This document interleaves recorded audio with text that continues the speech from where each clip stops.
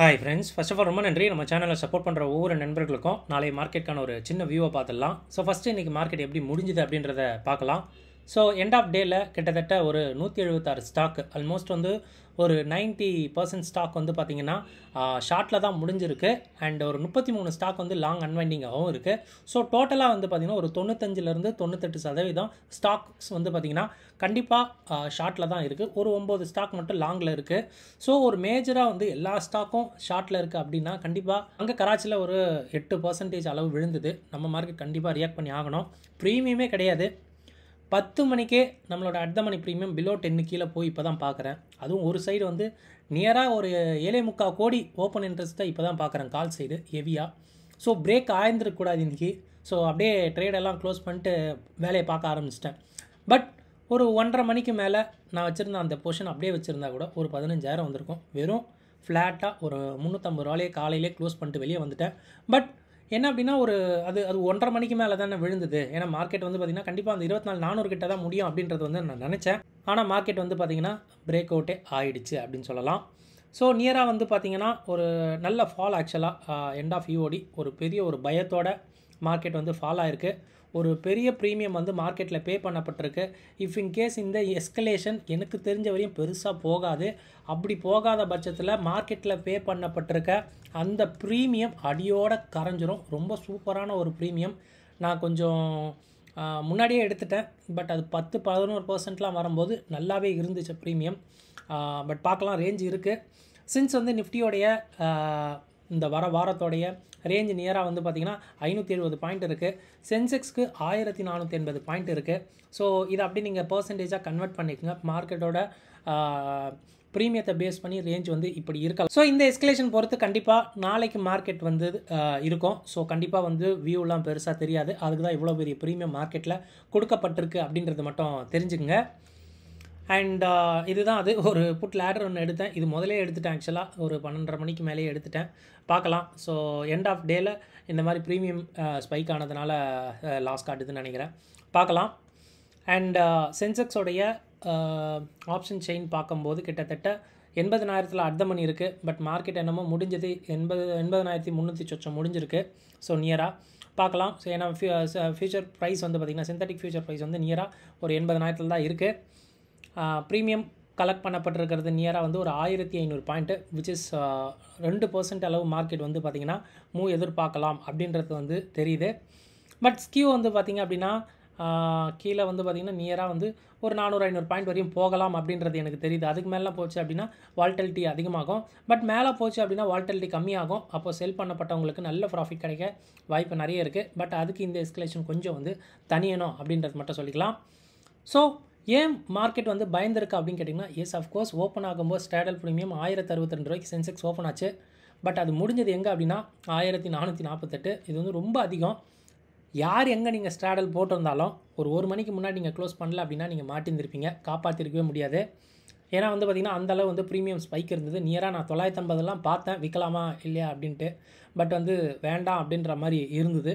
மார்க்கெட்டில் வந்து பார்த்திங்கன்னா கண்டிப்பாக பயம் இருக்கிறது. இந்த ஸ்டாடல் ப்ரீமியம் வந்து அப்படியே நமக்கு அப்பட்டமாக சொல்லுது.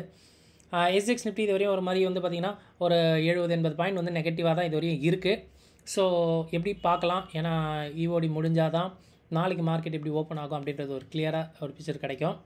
அண்ட் எஃப்ஐடி ஆக்டிவிட்டி நேற்றுமே வந்து பார்த்திங்கன்னா கிளியராக கேஷ் வந்து எஃப்ஐ உள்ளே போட்டிருக்காங்க. ஃப்யூச்சர்லேயும் அவங்க கேஷ் வந்து உள்ளே போட்டிருக்காங்க அப்படின்றதுனால செல் ஆஃப் பெருசாக ஆகலை. ஸோ இன்றைக்கி எக்ஸ்பைரி வந்து பார்த்திங்கன்னா நல்ல ஒரு புட் அடிஷனும் இருந்தது. கால் அடிஷன் அதை விட 2 மடங்கு இருந்தது. இது உண்மை. பட் மார்க்கெட் வந்து பிரேக் ஆயிருக்காது அப்படின்றது தான் நான் நினச்சேன். செக்லிஸ்ட்டில் நிறைய விஷயம் வச்சுருக்கேன், அதை பார்க்கலாம். இப்போது எஸ்என் நம்ம போகிற வீடியோ கண்டிப்பாக உங்களுக்கு ரொம்ப ஹெல்ப்ஃபுல்லாக இருக்கும்னு நினைக்கிறேன். அப்படி ஹெல்ப்ஃபுல்லாக அந்த வீடியோ லைக் பண்ணிட்டு அப்படியே பாருங்கள். ஃபர்ஸ்ட் டைம் நம்ம சேனல் இப்போ தான் பார்க்குறீங்கன்னா நம்ம சேனலையும் சப்ஸ்கிரைப் பண்ணிக்கங்க.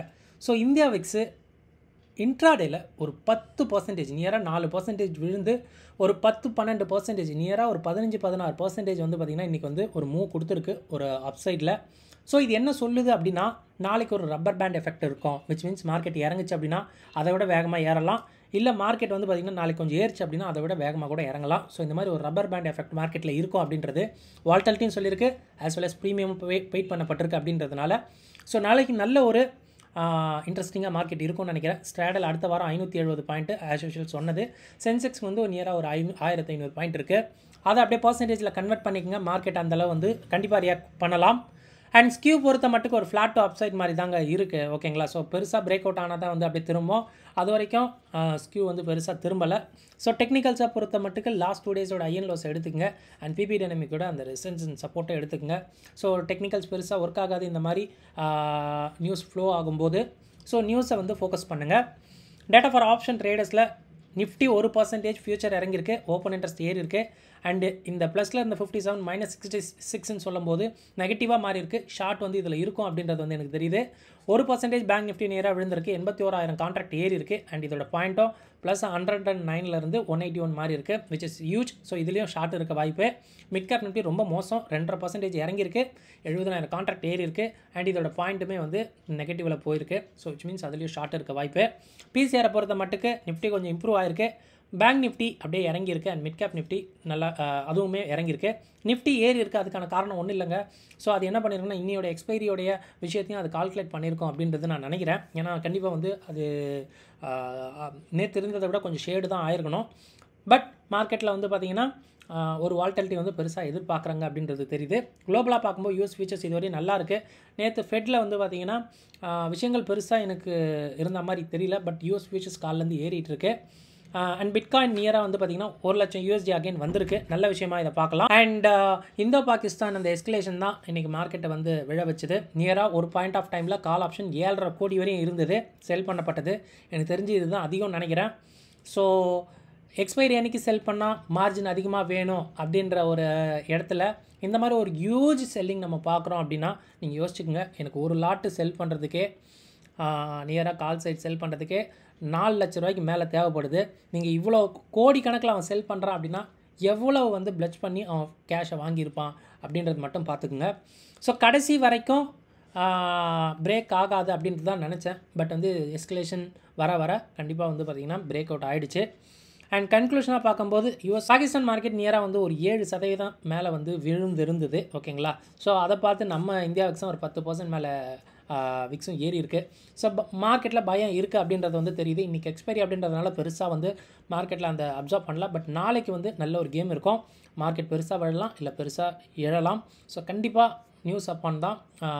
ஸோ கொஞ்சம் ஜாக்கிரதையாக வந்து ட்ரேட் பண்ணுங்கள். ஸோ செக் பண்ணுங்கள். இதெல்லாம் ஆல்ரெடி அவைலபிளாக இருக்க விஷயம் தான். உங்கள் ஓன் அனாலிசிஸ்க்கு அப்புறம் உங்கள் ட்ரேட் எடுங்க. இந்த வீடியோ பார்த்ததுக்கு ரொம்ப நன்றி. தேங்க்யூ. ஜெய் ஹிந்த்.